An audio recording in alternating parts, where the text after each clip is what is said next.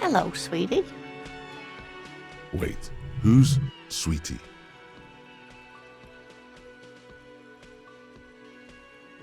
You're a handsome man, officer, with your mustache and your chiseled jaw and that silly dimple on your chin.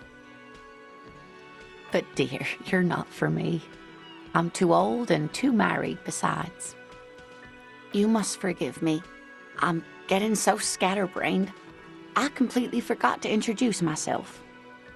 I'm Lena. My husband Morel and I are staying with our friend Gary just down the street, but I come here for tea when they're away. This Lena is wacky enough for the motley crew. Hire her on the spot.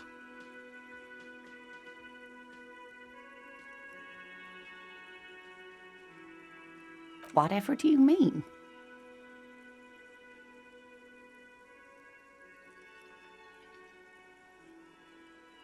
Sequence killers? Oh my. But I think you already have a partner, sweetie. A partner who needs you to help him get a corpse down from a tree.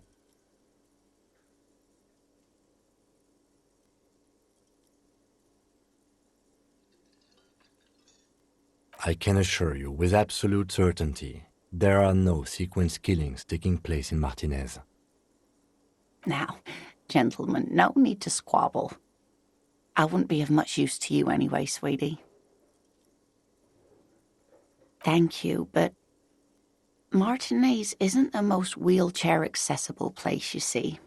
I'd slow you down. Perhaps another time. Yes, dear. I'm a paraplegic. A paraplegic is someone with limited or no ability to use the lower half of their body. Paraplegia is caused by spinal cord injuries, like falling from a great height, or a grenade explosion.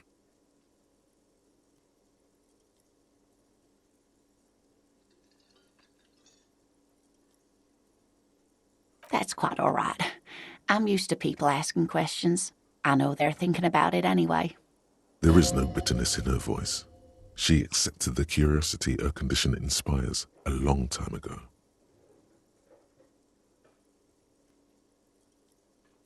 Yes, officer. You look rather dazed. Like a stunned fox. But surely things can't be that bad.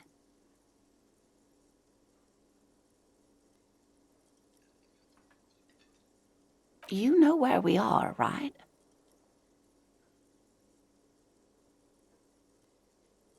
That's right. And where is the Whirling in Rags Cafeteria itself located?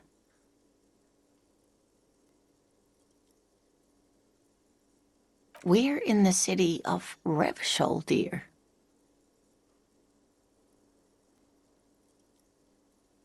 How would I even begin to tell you? Revachol is the most beautiful city in the world. We're fortunate to be here, you and I. I haven't seen very many other cities personally, but everyone says so. Revachol is a rare jewel. This city used to rule the world, though it has seen better days. Speaking of history, you know what year it is, yes? That's right, dear. How splendid. Here, take this pen. Knowledge should always be rewarded. Her relief is palpable. She was getting pretty worried about you there, but now she relaxes her shoulders.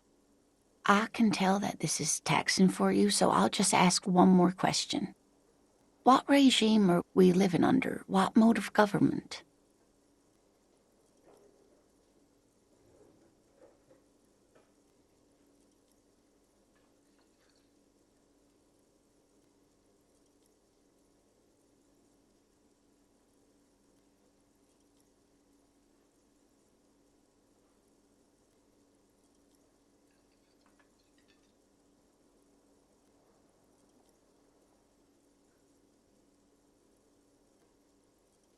Nope, sadly not. Revachol is what's called a zone of control, under an alliance of foreign powers called the Coalition. We have no government of our own, and what democracy we have is market-driven. Meaning, buying is voting.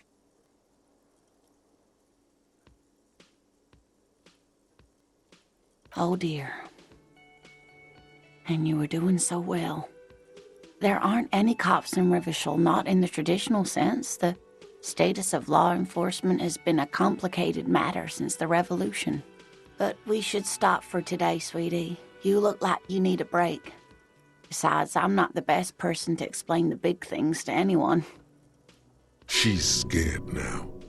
She's realized you really are brain damaged.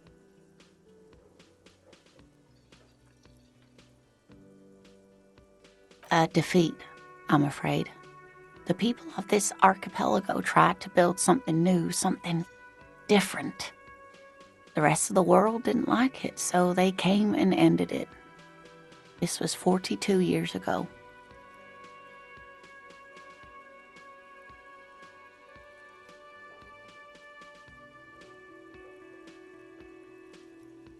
It has something to do with everything. I really don't know how to explain it better. I'm just a poor woman, she thinks. What do I know of these things? And how can I help you? You were doing quite well up until the end there. It does look like you're having trouble remembering things. History and places. Remembering reality in a word. It's very odd. A sigh. The lieutenant buries his nose in his notebook. But maybe a fresh set of eyes is what the world needs. And while I'm no doctor, such bouts of amnesia are often temporary, so I wouldn't worry too much. She means this sincerely. Worrying won't do you any good. Someone more educated in sweeping matters. Maybe you should ask. No. I'm not an encyclopedia. I won't be a guide either. I'm a detective. Of course. Then I don't know. Someone rich, maybe? Wealthy people are educated. Though I don't know where you would find a wealthy person in Martinez. Of course, dear. Good luck with your case.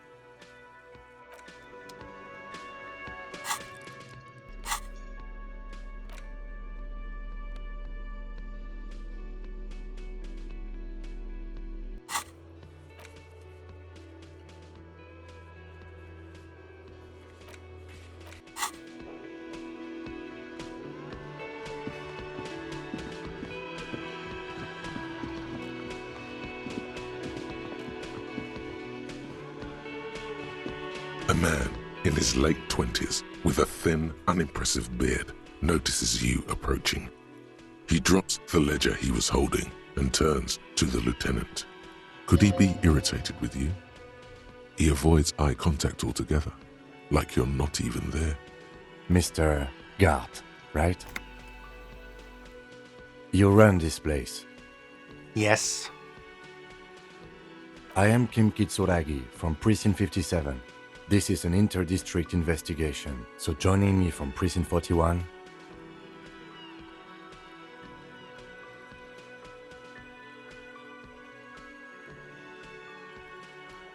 Fantastic.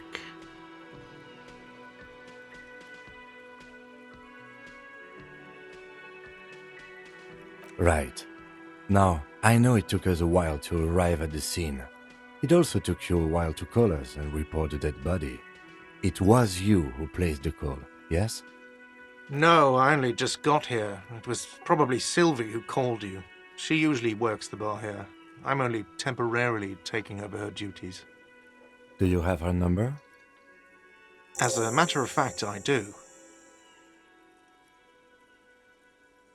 You said you just got here. From where? Are you a local? What, of Martinez? No. I live in Jamrock. I only sometimes come here to keep an eye on the place. This is just one of the many, many cafeterias I manage. But you still know your way around, yes? In case we need directions. Yes, I know where some things are, but As I said, I don't live here. I just used to work here. And I'm not going to start working here again, if that's what you think. I didn't imply that. Detective, He probably means this is where you step in and ask your questions. His face expresses profound doubt in your having this. She went away because none of your business. Have they not been telling you you're a cop? Okay, you got me. She went away because of the dead body out back. And because I asked for her number. That's why Sylvie went away. I hope you appreciate that. thank you.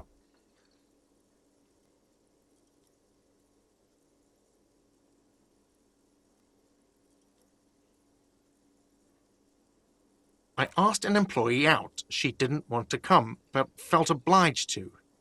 It was a bad idea. Now, what is so goddamn fascinating about that for you? It's got nothing to do with the lynching.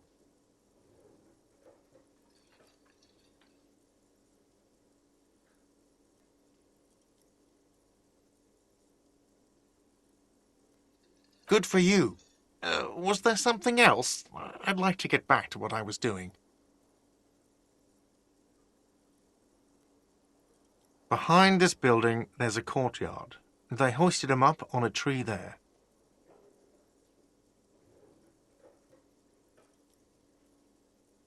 That's easy. See that door there? First you exit through that. Then, to your right, you should see a big hole in the fence. A really big one. You can get to the courtyard through there. No need for the keys. The hole is big enough for the Franco-Nigerian cavalry to fit through. Does he want you to feel guilty of making that hole? It's implied in his voice. I don't know who killed him. I'm not the police. That's your job. What are you, crazy? Of course I didn't kill him.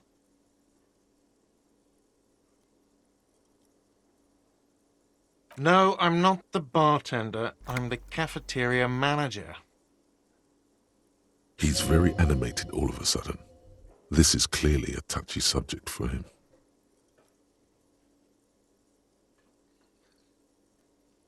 I have 3 cafeterias I manage. 3. Get over it.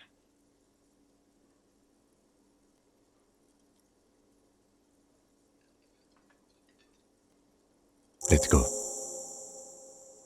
Not so fast. You owe me 130 real.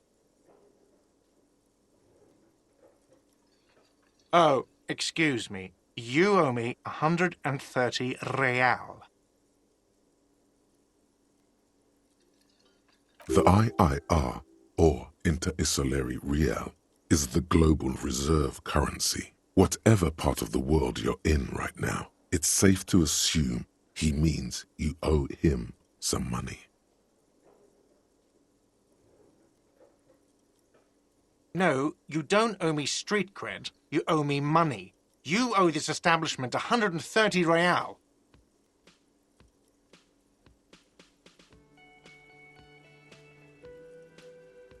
Let's see. 3 nights at a tariff of 20 real comes to 60 real. Then there's the window you annihilated. The hole in the window was the first thing I saw when I came to work. So don't try to tell me you didn't.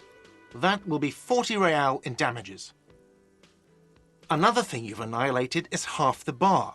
You've run a tab of 30 real.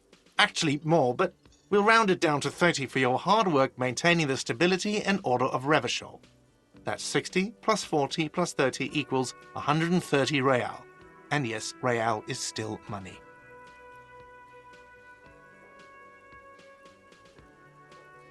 What are you, a philosopher?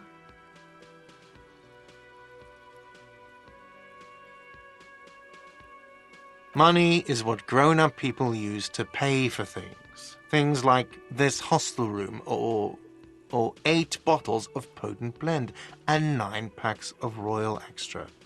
We use it for everything, really.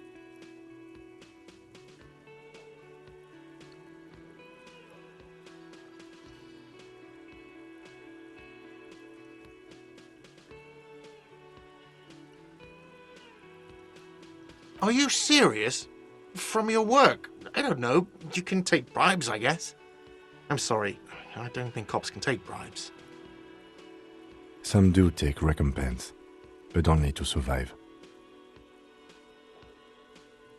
For survival, to pay me. Unless you want to become a hobo. Do you want to become a hobo? There's nowhere else to stay in Martinez, and it's a cold spring outside. Money doesn't make you happy, but it lets you be unhappy for a while longer. If you run out of money, you die. It's like that for all of us. Me too. That's why I need you to pay me. I'm not an asshole.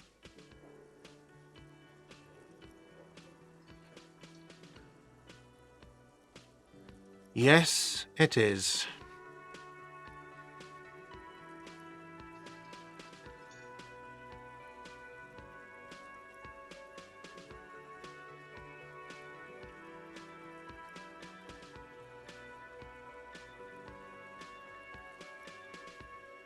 No, you see, that's 40 cents. Cents are a form of currency 100 times smaller than the real. I'm not even going to take this. Come back when you have 130 real. Yes. It is. Isn't it evil? The order of magnitude between what is asked of a person and what they have?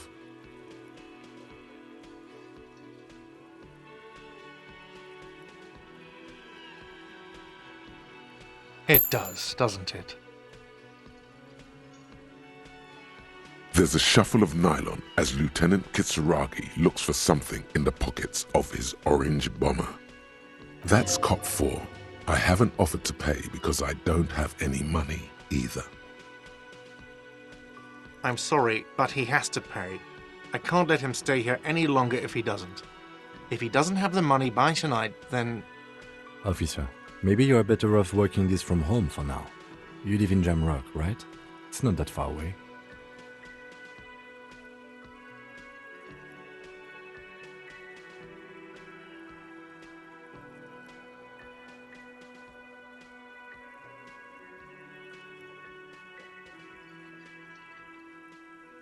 Officer, you really need to take this up with your station.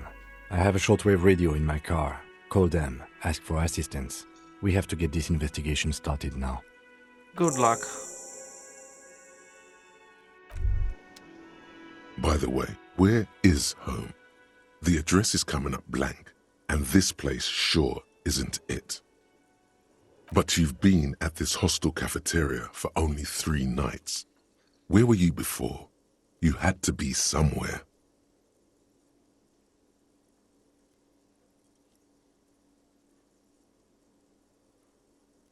In time or space?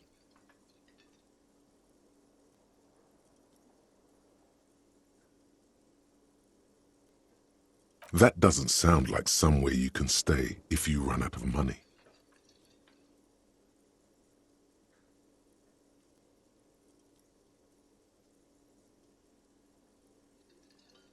You can try. Run some addresses in your head when you get the time.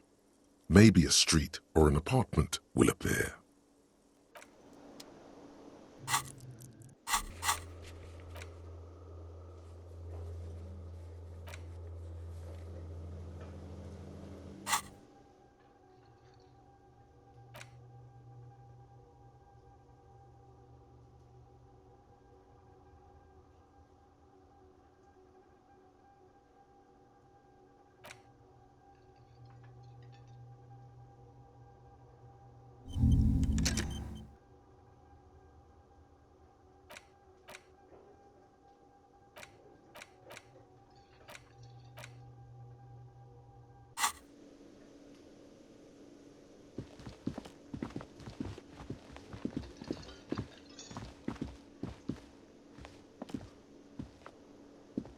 Yes?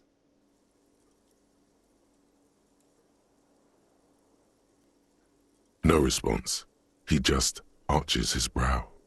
He's having trouble processing it, believing it even. Have you tried concentrating on something other than your personal affairs?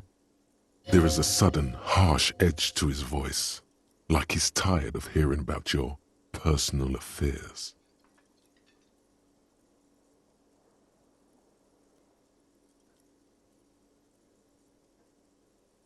Fine. We should get through this day first. Off hours begin at 9 p.m. If you're still having trouble then, I can give you an orientation.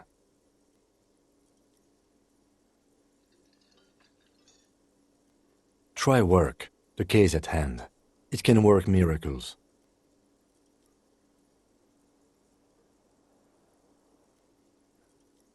Not a fan. It's just the nature of lieutenancy.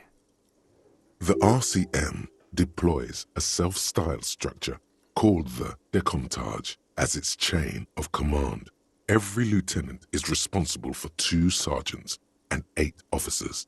That means the average lieutenant has to deal with quite a few personal affairs. Even you know this. Really? You look fine to me.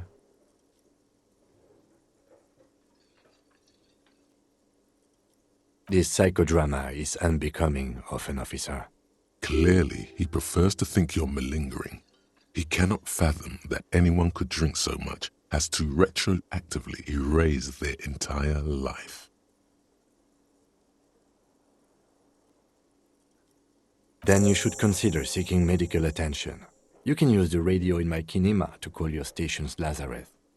Was there anything else you wanted? What do you want to know?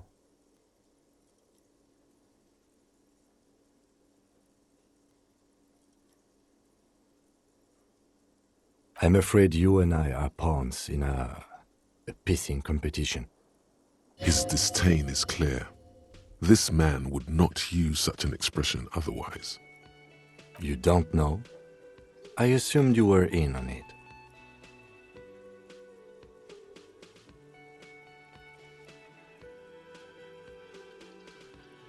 Better still than an imbecilic cop-off. It's just stupidity. We shouldn't waste any more time on it. If you want my take, ask me after we've inspected the victim. Was there anything else you wanted to know about the case? Maybe you can tell me what you do know to help me narrow it down a bit. Do you want me to brief you? 3 days ago, the RCM Emergencies Desk received a report about a security guard who was found hanged in Martinez. An anonymous caller said there was a dead body behind the Whirling in Rags hostel cafeteria. The cadaver had been there for 4 days. No one had come to investigate. During that time, the victim had been stripped of his belongings. The caller did not identify him, but used the word lynching. There is an ongoing labor dispute between the local dock workers and the logistics company Wild Pines. I was told we should approach the death as part of this dispute.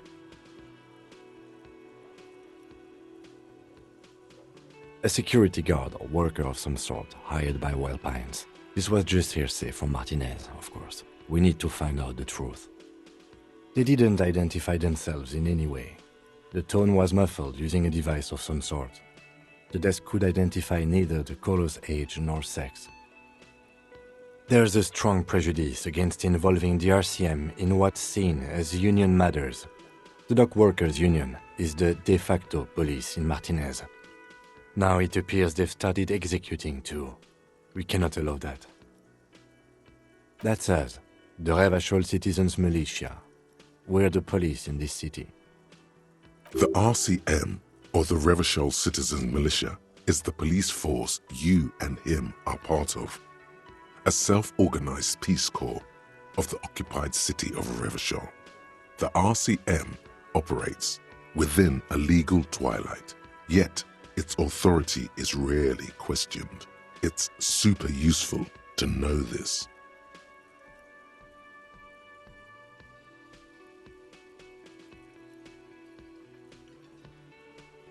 That's right.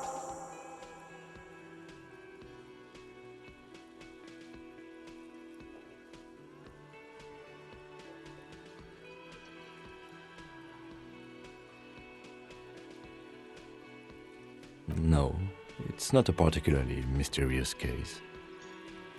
The deceased is a security guard for a corporation involved in a labor dispute.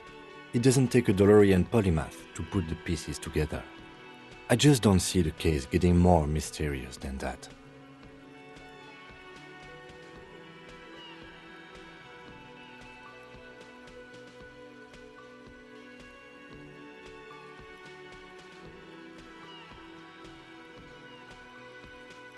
I can assure nothing like that will happen. Do you know why not?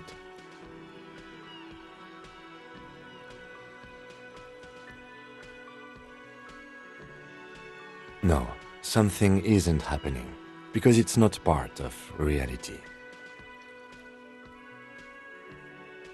So desperately mundane. You need to funk this case up. There's something the lieutenant isn't seeing. The universe is too irrational, too morally complex. You should convince him.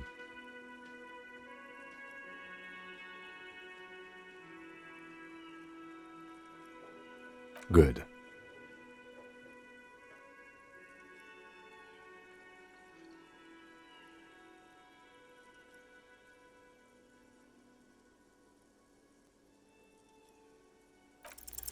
What if you did it? Yes, you killed him. And then, as part of the plan, you drowned out the memory. Maybe this is why your chest feels so hollow. You did an awful thing, and you can't even bring yourself to acknowledge it. Are you sure you would have the strength to take down a hardened mercenary? You're not in the best shape.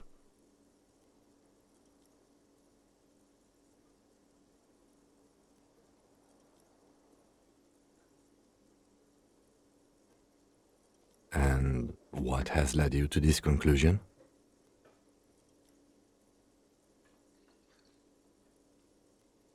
That is a common side effect of overindulgence. It will pass. I find that highly unlikely. It's not unusual for detectives to feel complicit in a crime until the perpetrator is apprehended, especially when the investigation is dragging. So let's get back to it, shall we?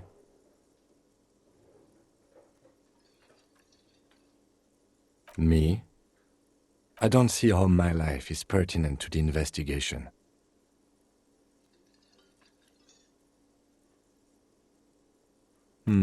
That's a fair point. All right, for the good of the investigation, what do you want to know? What do you mean? I have no idea what you're talking about. The lieutenant's conceptualization skills must be rather rudimentary. The lieutenant is a police officer of the old school. His concerns are material and extrinsic.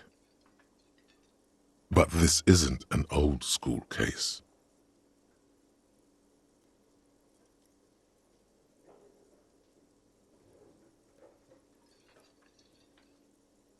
So what?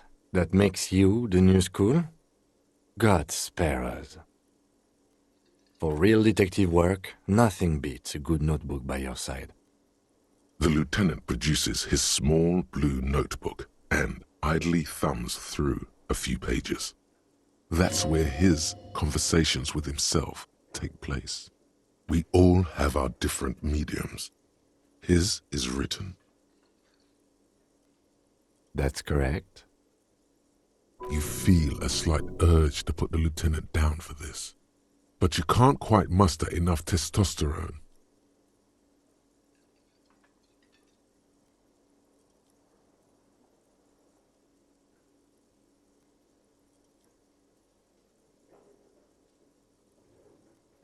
I guess you don't need glasses, then. That's because I'm half Seolite, or quarter. My father's father was from Seoul. So was my grandmother, but from my mother's side. It's not an interesting topic. It's a part of the world, officer. A geopolitical entity, and a geographic division. I told you it wouldn't be interesting. Seoul is a protectionist, isolationist, pan-Isolari state west of the Insulindian Isola. Actually, it's quite interesting. Some would even say mysterious.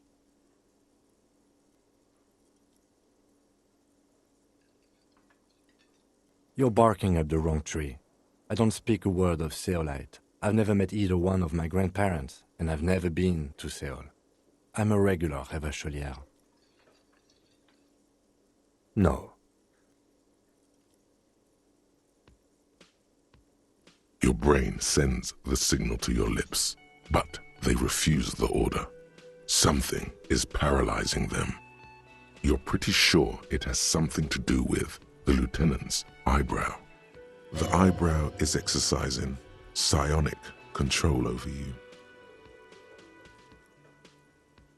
Something the matter, detective? This guy's got authority off the charts. With just the flick of his eyebrow, he's able to make you his thrall. Nothing. You better hope he doesn't abuse his authority. There's a lot of it. If the lieutenant were an evil man, who knows what sort of havoc he could wreak. Fortunately, he is a committed officer of the RCM. He'll only use his powers for the good of the investigation. The lieutenant relaxes his eyebrow, and you seem to regain control of yourself. Good. Let's change the subject. Excuse me? You have a distinctive way of walking. If I were to walk in front of you, we would surely collide. I hope you don't take this the wrong way. It's just a collegial observation. In the 57th, we call it the Jamrock Shuffle. Officers from Jamrock's 41st Precinct tend to move a bit erratically. They say it's a scene-clearing technique developed by one of your lieutenants for gathering evidence. It's erratic, yet thorough. Prioritizes containers.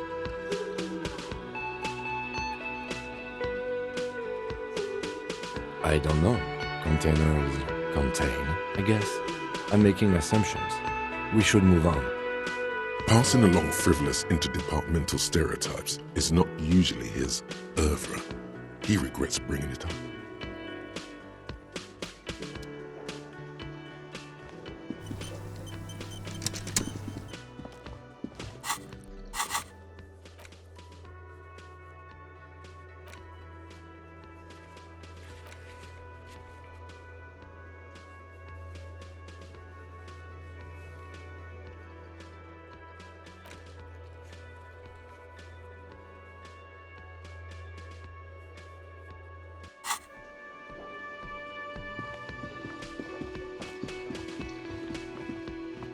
The worker is in a deep slumber.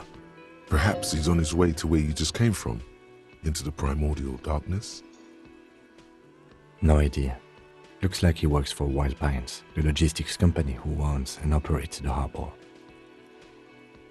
Possibly because there's a strike going on in the harbor. There's not much to do aside from drinking and sleeping. The worker continues to nap, undisturbed despite you shaking him. This guy's a real juggernaut of sleep.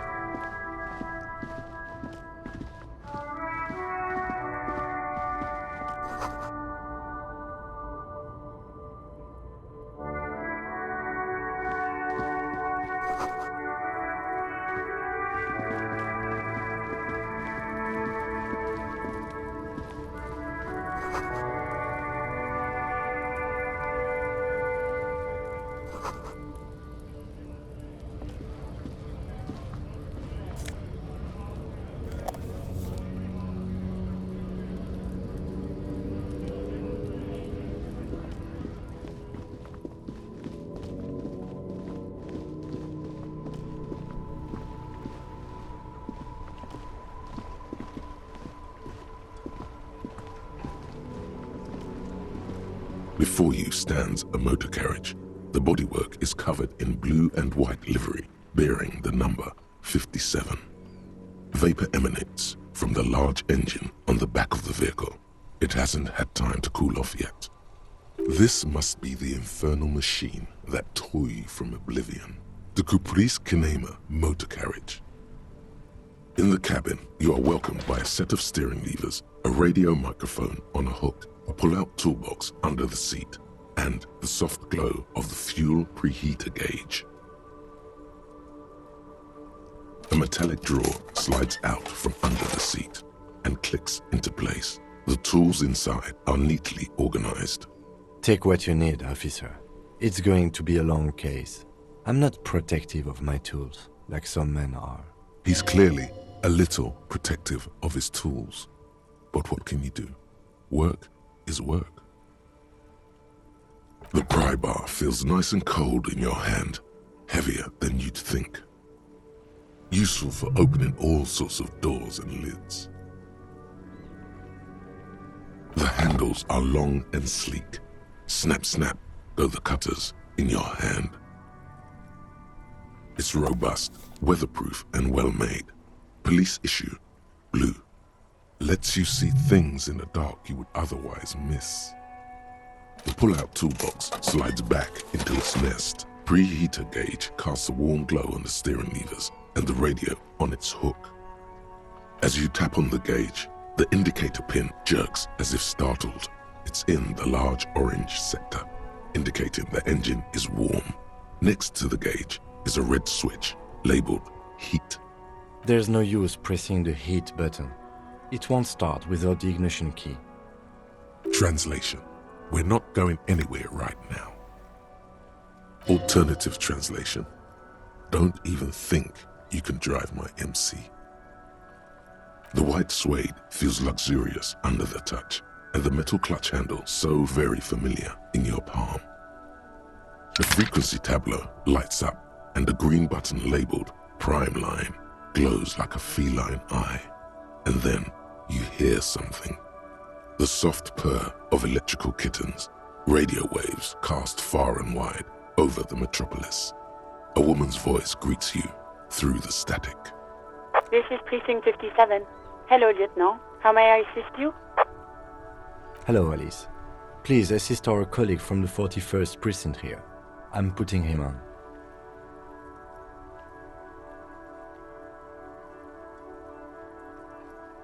This is Officer Alice DeMettrie, Precinct 57. How may I assist you?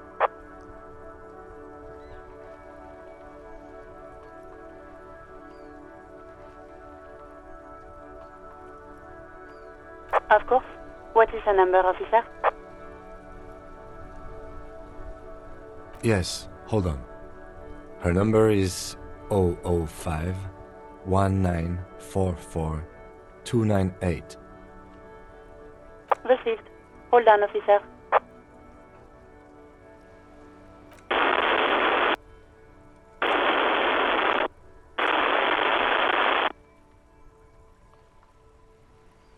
Give it a minute. She might be busy at the moment. Takes a bit to get to the phone. Just wait. Relax.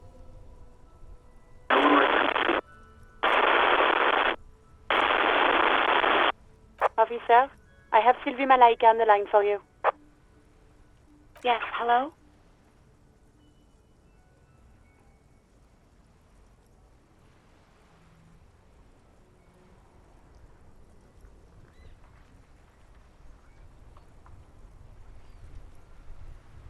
Oh, right. Hello, officer. What can I do for you? You can hear resentment in her tone. She's not thrilled to be talking to you again.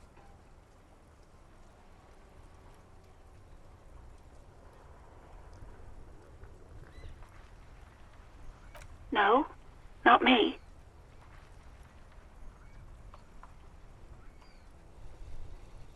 No, sorry. I don't.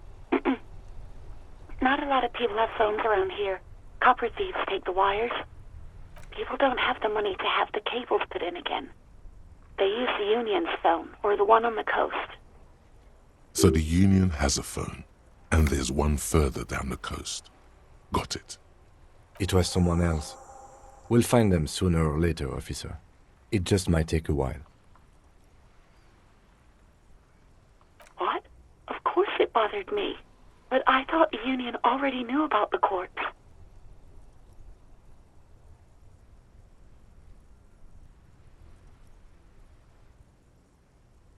No one calls the police. The Union would get angry. You know, what the Union says goes. People listen to them and they take care of their own, which is like everyone here. Garbage.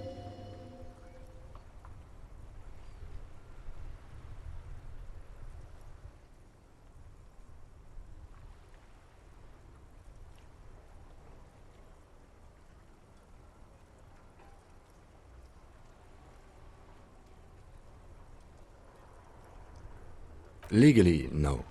In reality, yes. Martinez is de facto policed by the dock workers' union. Words are not necessary to feel the lieutenant's discontent for the situation.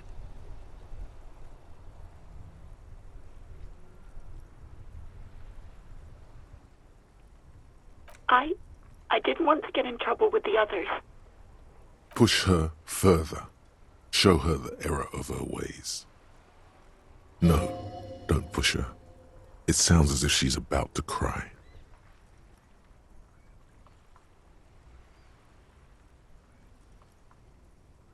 The other people who live around here. Local people, I didn't want trouble. Her voice is resigned and weak. You don't live here. You don't understand. Squealing is frowned upon here. Everything is dealt with, well, by the Union, internally. Please, I just didn't want any trouble. You do? Oh, what else can I do for you? Yeah, go on. You mean, why did I leave the bar? Honestly, I'm not really comfortable discussing it with you, sir. Why not?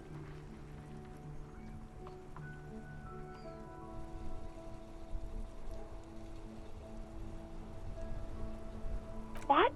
No, why would you even think that?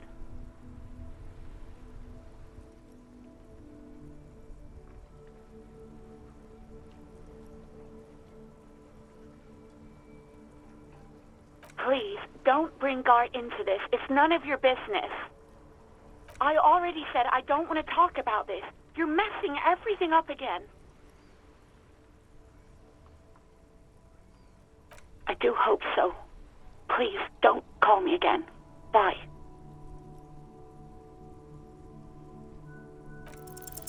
No, she doesn't have a problem with you. It must be someone else she's angry about. Some other guy, like Garte. Trust me, you wouldn't want to be the guy here. You know how it is. Yak, yak, nag, nag. No, you're the guy. You're Lieutenant Love, matchmaker extraordinaire. Help the poor girl out, lest she turns into a spinster.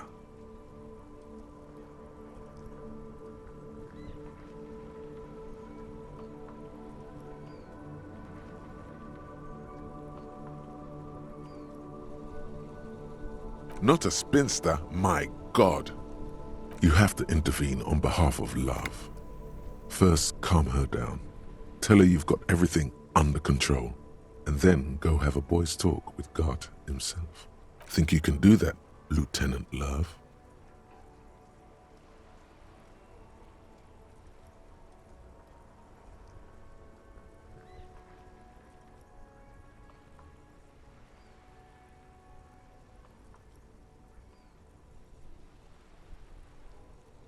No. What?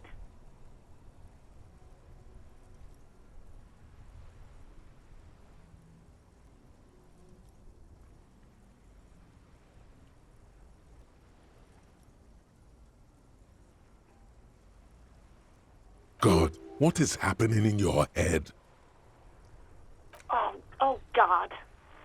Please, just stay out of my life.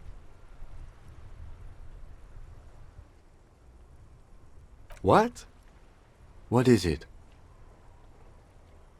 Call was terminated by the other party. Anything else, officer? It's on. The love quest is on. Too late, everyone. It's on. Take it to Garte now.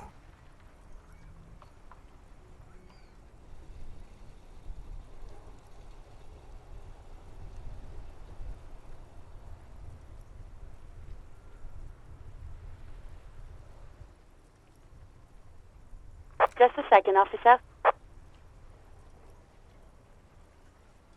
10-2, 10-5. This is 41st. Come in. Over. A scrawny old man sits in a dusty cubicle, smoking, with a large white rectangle sewn on his vest. In front of him is a box-shaped apparatus with an array of wires and antennas. The radio switchboard. The man uses relay code. You got this. You're a cop, and cops know relay code. 10-4, message received. 10-5, relay message. What's your status? Over. 10-18, state your message, sir.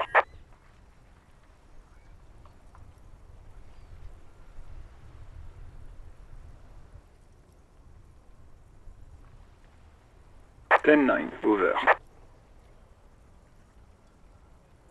10-4, message received. This is a very serious situation. I need to 10-22 the captain. Over. Is it him? What does he want? Says he lost his badge and needs to report it. He what? He lost his badge? This is Communication Officer Jules Pidieu, sir. Over. You mean your partner? Over. What is he saying? He's asking who you are. I'm his goddamn partner. It's your partner, Satellite Officer Vicquemare, sir. Over. Did he lose his memory along with his fucking badge? Who lost his badge? Dick fucking Mullen. Who do you think? It's Officer Dick Mullen from the bestseller Dick Mullen and the Lost Identity. Dick Mullen is not your name. It's the name of a fictional detective who would not lose his badge. Defend yourself. Immediately. They're laughing at you.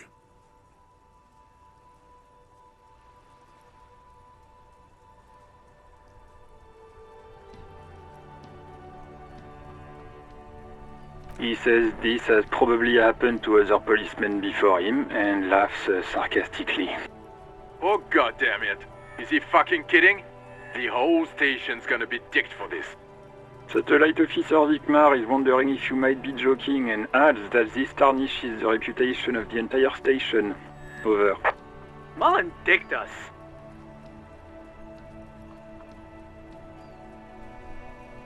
Ten-4, I hear you, officer. I'm just going to make a note here that you are in pursuit of your misplaced badge.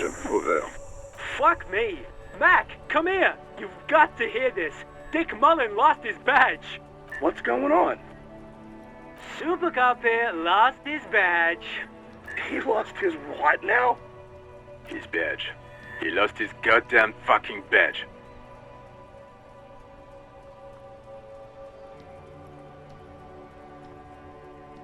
10-9, come again. I didn't get that. Over.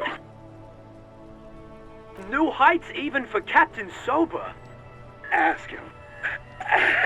Ask him if he's lost his gun too. Sergeant Torson wants to know if you lost your gun too. Over. Check your pockets. Check your... Holy fuck.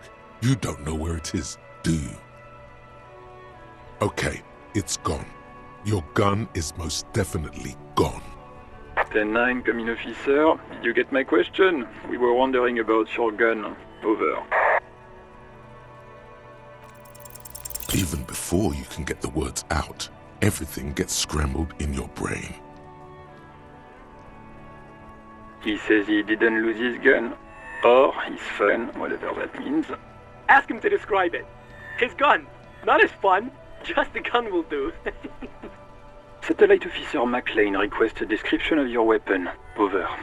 Oh, request a description, huh? We'll give him one. Describe the plasma gun.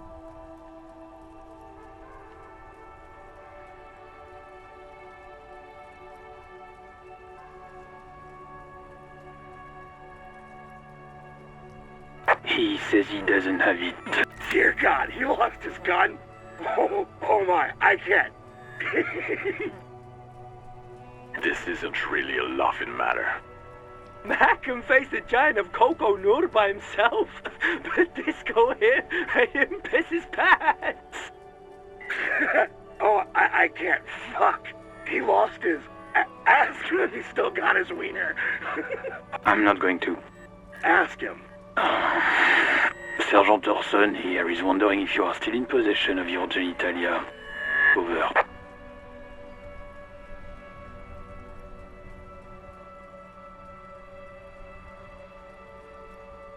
That's a negative. Not going to say that. Over. What's he saying? Share with the class. He said he sodomized your mother.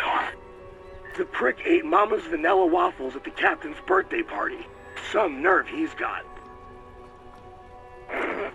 Sure her vanilla waffles were the only thing he ate? Shut up, Chester. This isn't funny.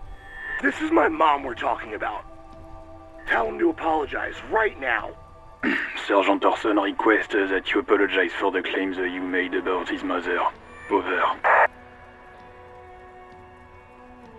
Mac, he says you shouldn't have antagonized the Firewalker in the first place. Who? Satellite Officer V. I'm afraid he might be referring to himself as Firewater, sir. Firewater? He's lost it. Fuck it. Tell him to find his goddamn badge and gun. That's the only thing that matters. Satellite Officer V.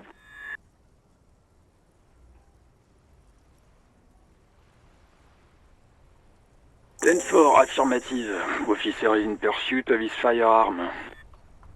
Oh God, Officer, do you need further assistance? Over.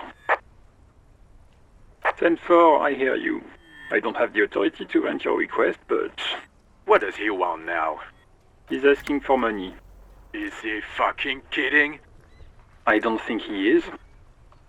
Don't give that asshole anything. He's just gonna drink it all. Alright, that's a negative on the additional funds, sir. Over.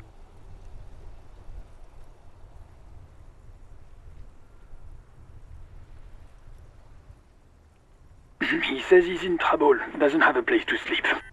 Well, I guess he'd better crack the case before sundown then. Vicquemare said... Enough, officer. This begging is below your dignity.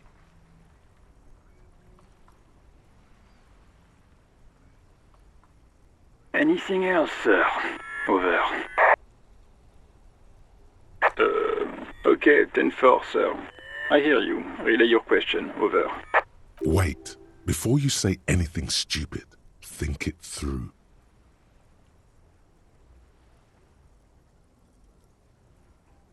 Be smart about this. Ask if he's there alone. 10-4, sir. I'm not hearing your question.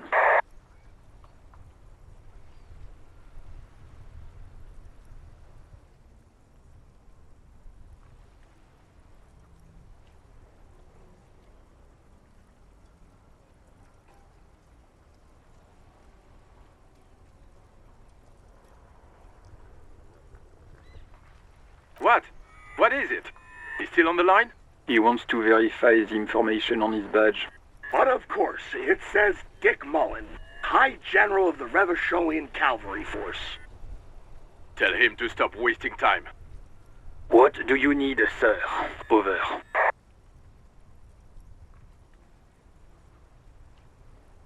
Ten-9, repeat message. I didn't get that, sir. Over. What? What is it? What can he possibly still want from us? He seems intoxicated and keeps asking me to call him by his name. Mullen's drunk and emotionally aggressive. That's new. Wrap it up. Don't indulge in his drunken antics. 10-4. Your address? Hold up, Jules. He doesn't fucking know where he lives? Did I hear that right? Seems like it, sir. No, fuck him. Don't tell him anything, you understand? He's been hellbound for the gutter. Let him have it. Sorry, sir. Anything more I can do for you? Over. Understood, sir. Over. Roger that. 10-10. Over and out. 18 kilometers to the south, in the 41st Precinct's relay booth, a small crowd has gathered around Communication Officer Jules Oldboy Pidieu, around a dozen cops. The small room is filled with cigarette smoke, abuzz with laughter, when Officer Judit Minot enters. Her left arm is in bandages, and her hair trimmed short. What is going on here? Did something happen? What happened is my partner made contact. It's not good. He's lost his badge and his sidearm. He seemed confused, delirious even. Mack, the torso Torson, is finger-fucking his fist, laughing hoarsely and apparently telling some dirty story to his partner, Chester McLaine, near... Yeah, Mullen was fucked, alright. Sounded fucking drunk to me. Yeah, Mack's right. This was some gnarly shit there. I mean, before he started begging for money, it was... Enough! None of this is funny. It's fucking sad. That's what it is. He's a cop. He's one of us, goddamn this. We must help him. Yeah? How do you fucking plan to do that, huh? Get him off the drink? Go jogging with him in the morning and get him on carrot juice? He's a lost man. I just know we can't give up on him when he's at his weakest. He wouldn't. Mac, man the door. You know what he told me? I don't want to get better. I want to get worse. Those were his words. This shit does not leave this room. Not a word of this to the captain. Or anyone else. We'll give him a couple of days to pull his shit together. I guess I can hold off the report for a few days. Good. Okay, everybody. Nothing but a prank call here. We all got our laughs. Now get back to work. Far north, on the other side of the motorway, the officer quietly hunches with his hand in the motor carriage.